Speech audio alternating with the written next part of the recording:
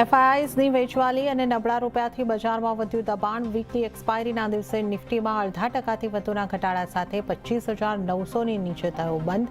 Bank નિફ્ટીમાં પણ 450 પોઈન્ટનો રહ્યો ઘટાડો, તો મિડ કેપ સ્મોલ કેપ ઇન્ડેક્સમાં પણ રહી ભારે વેચવાલી. ડોલર સામે રેકોર્ડ નીચલા સ્તર ઉપર રૂપિયો. ઇન્ટ્રાડેમાં રૂપિયો 91.08 પ્રતિ ડોલરના નીચલા સ્તર ઉપર પહોંચ્યો. આ વર્ષમાં રૂપિયામાં 6%થી વધારેનો આવ્યો ઘટાડો.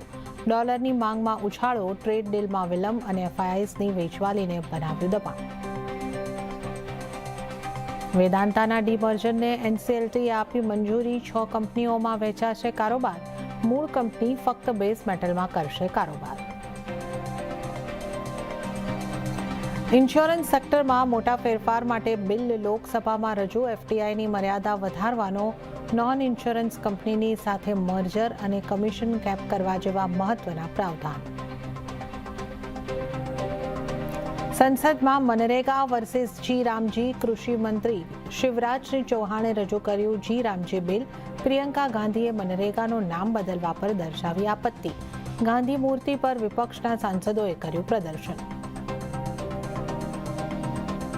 એસઈઝેડના એક્સપોર્ટર્સને મોટી રાહત સંભવ મળી શકે છે. સ્થાનિક બજારમાં એક્સેસ ડ્યુટીના બદલે જીએસટી ચૂકવીને વેચી શકશે માલ.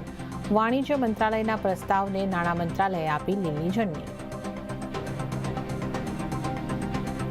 અને કોકો પેપરના વેચાણને લઈને પોલિસીનું કડક ચેકિંગ. અમદાવાદ, સુરત સહિતના પાનના ગલ્લા ગોડાઉનમાં તપાસ.